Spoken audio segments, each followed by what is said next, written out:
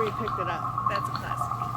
And they have asked me to join them for their weekly lunch, and I have wanted to be a part of this group. Yeah.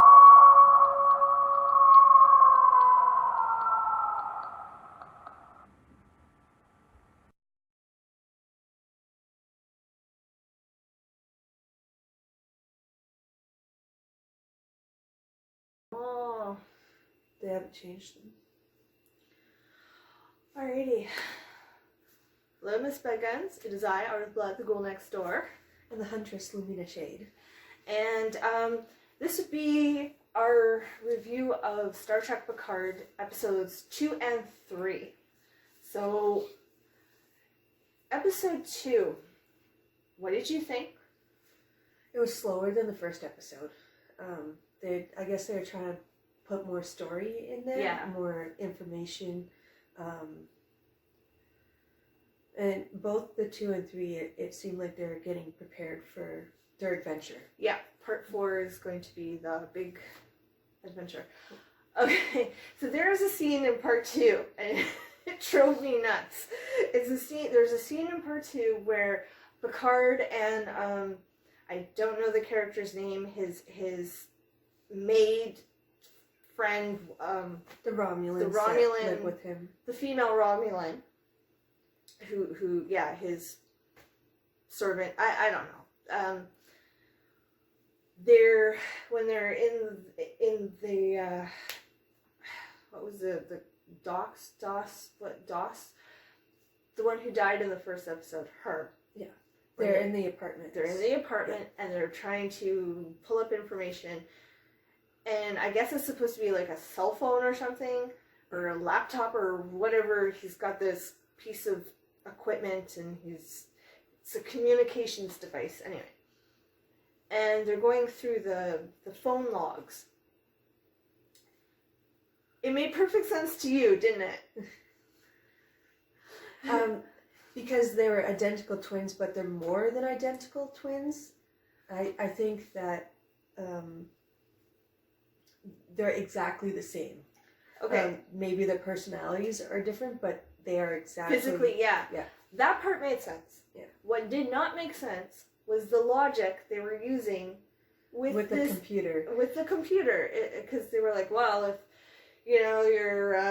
I think that they were just trying to think that the computer was tricked by the two. But this is where I'm going. That doesn't make any sense, because they're going on the assumption that the computer logged the two sisters having screwed up their identities in the computer's recognition, facial recognition or whatever. How is that possible if the second sister never been near the computer? This is what I don't understand. Yeah, and this is why it drove me bonkers. It could just be that they were communicating with that system. One was on that ship, the other one was on Earth, and the computer put 2 and 2 together. I'm not sure. That's the only way that it's illogical. Yeah. That's the only way I could see, is that they were in a communication and the computer registered as the same person. Yeah. And then we're introduced to Michelle Hurd's character, Raffi. Yeah. And what is it? Yeah. What is their relationship? That drove me nuts too, because you're shown them 14 years ago at the beginning of this whole mess. They seemed really close. She's in a Starfleet uniform. He's in a Starfleet uniform. Okay, so they're co-workers at least. She has a nickname for him, which usually you don't get a nickname unless there's something special. Well, that's the thing. Okay, so it seemed, when they showed them in the flashback, it starts off kind of very business-like, so you're thinking, okay, they're either co-workers or else they're professor and student, because they were at the university. But then their body language, their tone of voice is very informal. So it's like, you almost get the idea that they were in a relationship, but it's like, I don't think so. And then as we come back to there's a lot of bitterness in the reunion. Yeah, there's a lot of emotions. Emotions there. And then there's when we come back to the present, and they're on her land, like her homestead, you see a piece of his vineyard. So she's I like how they put the vaping in there. She has cultivated a piece of his vineyard. That's the kind of thing you would get in like a divorce or something. And she's, like you said, bitter, and she makes a comment about she lost her clearance, and she lost her job, she lost her standing, and then she went to say, and I've lost my... And she stops. And you get the impression she's going to say she lost her kid, or she lost her baby, or something. Or life. Or her... And she could have been, but do you think she would have finished that sentence if she said, I lost my life? Yeah. You know, what's important to me. But yeah, there's that gentle animosity between them. Then there's almost the impression you get that maybe he adopted her or something and she's his kid, because it's weird. Yeah. It's you can't quite figure it out. Yeah. And then, okay, so continuing with part 2, what do you, like, episode 2, anything else that you want to say on that one? Well, when he goes to Starfleet, you kind of get the impression that the Romulans are plotting. Oh, you know they are. Yeah. There's no impression. Operations. It's pretty much in your face that this is happening. Yeah. Double agents who are triple agents who are undercover and deep undercover. Yeah. So I think we're gonna find out a lot about the Romulans in this. It's all been pointed towards that. Yeah. And that, so I think, okay, so in episode 2 then, we see the twin. I can't remember her name.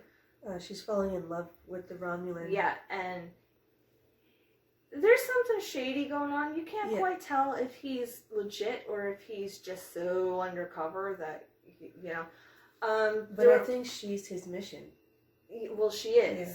She is. But they did something similar to that. Well, no, it's not similar. It's straight up the same thing on Star Trek Discovery, where they had the main character get involved with this guy who we find out was a Klingon who had total facial body reconstructive surgery so that he could go deep undercover, and that became a whole thing for like the last couple seasons. So back to Picard here. The twin sister, who doesn't know she's a robot, who doesn't know she's a robot. And she doesn't know her sister's dead. Right. And the mother is a simulation. That comes in, we learn that in the next episode. But in episode, we're still working on episode 2 here. And in episode 2, they are deconstructing some of the Borg. Yes. And she is able to talk to the one... and it's native language. Yes. And the nameless. But he dies. Like, he's never revived. He just, they take all his parts off, and that's it. She kind of says a prayer over him, and that's kind of... But it's the fact that she knows the language and is able to do this that kind of makes you go, what the... Yeah. What's going on They were here? an unknown species. How would they know their language? Exactly. And then there was a scene where they were talking about her interaction with the Borg, and I don't know who it is, maybe a colleague, said it was a nice touch, sort of, and like sympathy on that species. So apparently that's something that they weren't expecting, was sympathy. Yeah. And we're introduced to a new character, even though it's a brief minute and a half. Someone who's supposed to be one of her colleagues, I think. The girl in the... Did they even give her a name? I don't think so. I think she was just another scientist put into this team. It was kind of suspicious, though, because she said that she was supposed to be there a couple of weeks earlier, and for whatever reason, halfway to... They're on the board cube, halfway to the cube, she was told her clearance was revoked, and then she was told, no, go ahead. It was given back. So, but there was like a 2-week delay between the clearance being revoked and being given back. So I think there's going to be something up with her, because she kept kind of making comments about how good looking the buddy is, and she could be an agent too. I think she is. I think she's going to be some sort of triple agent again. But Seems to be a lot of that. We only see her for like literally one scene. She's there for a minute and a half, about 2 minutes, and that's it. We don't see her again. Episode 3. Moving on to episode 3. A lot gets covered in this one. Yeah. Yeah. Okay. I was gonna say back in episode 2, when they're looking over the apartment, they make a point of saying that it was wiped clean of all evidence, a little too clean. Yeah. And that's when they find the communications device, almost like it was planted there. Yeah. So, okay, now moving on to part 3. So, their journey, like, they get the ship. He gets denied by Starfleet. Of course. And the Romulans are trying to cover it up, so they send their team to try to get rid of him, which starts him on the journey. And so at the end of episode 3, we have our crew. And the lead Romulan doctor guy, I just want to call him Dr. Frankenstein, because he played Frankenstein on the Penny Dreadfuls. So that guy, the Michelle Hurd character of Raffi, she's got some sort of history with this guy. And we don't know yet, but I think they might have been in a relationship or something, because like she's awfully angry with him.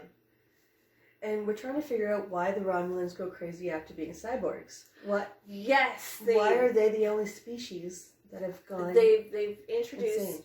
They've introduced a 6 or 7 Romulans who were deborged and are absolutely psychotic now. And she seemed to have known something about this cyborg scientist. Like she could see the future. And there was a little reference about tomorrow. Yeah, that kind of didn't make any sense either. Yeah. The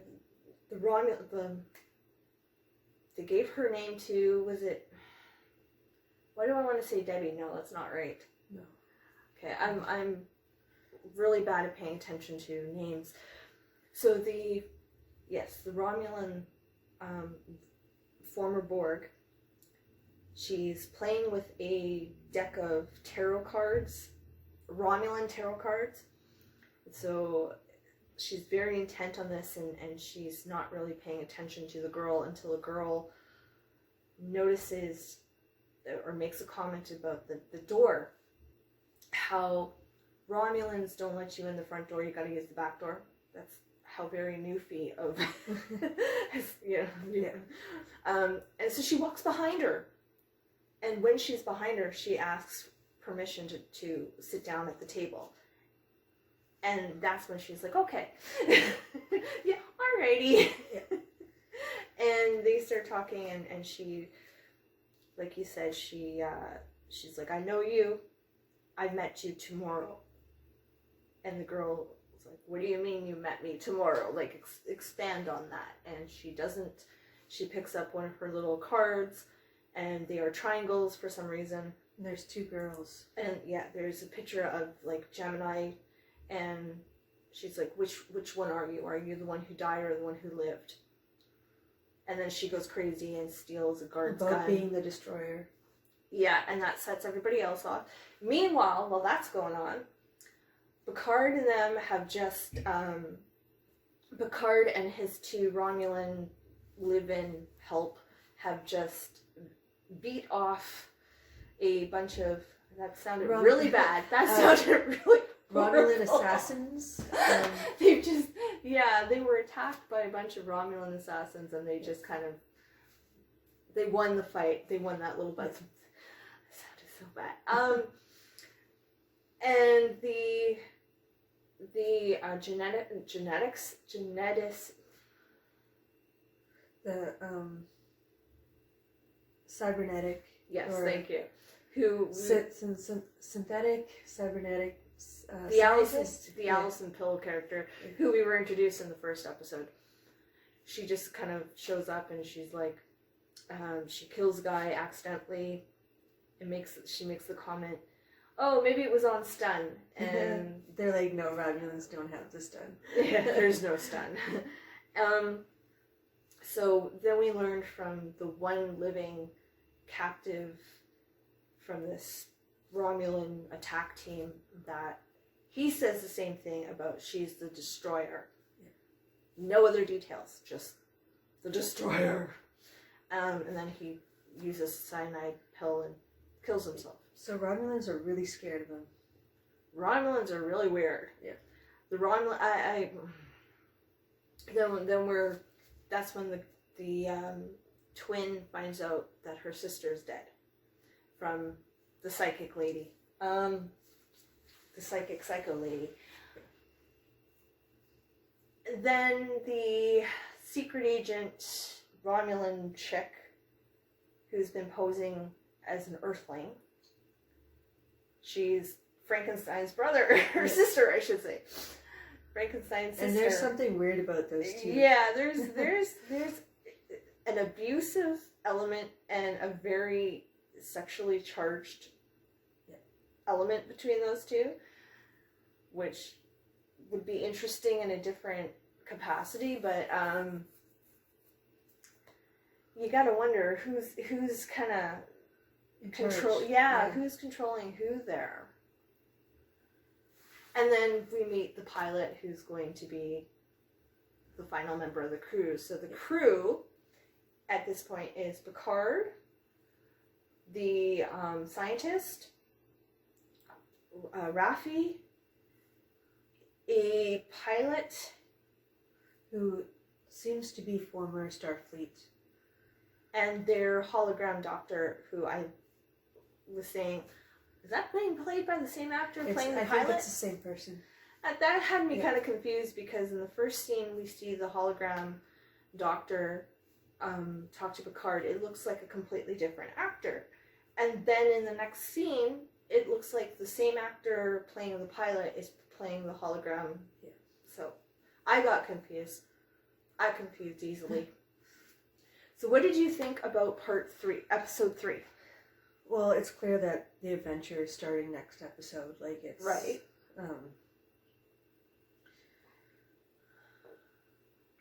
But it's all going to be conspiracies and secrets until I think they kind of wanted it to be that way. Like, you don't know until you know. Okay, so I kind of cut you off there a few minutes ago when you were saying that the twins' mother... Well, they seem to be... She's not real.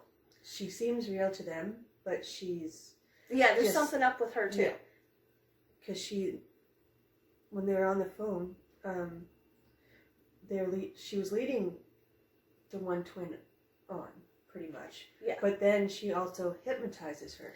That's what it came across as. Yeah. Because she's talking to her and she kept asking her about her sister. And the mother's like, "Oh, she's fine, she's fine. She's buying a dog." Can you believe that? Yeah. And all of a sudden you see the girl's eyes start to flitter and she passes out cold. And then some time passes and we're not even sure how much time, they don't say. And it's almost as like it She's never fine. had. Yeah, and it's like the phone call is long since forgotten, but the phone is still in her hand. So that, I thought that was weird in itself. So somebody's controlling them somehow. And they make a point of saying that when they did the background check, nothing exists of these two girls. It was complete fiction. Yeah. Yeah, so... But the Romulan, the Dr. Frankenstein and his sister, the sister said, did you get the information from her? Has she given up the rest of her synthetics?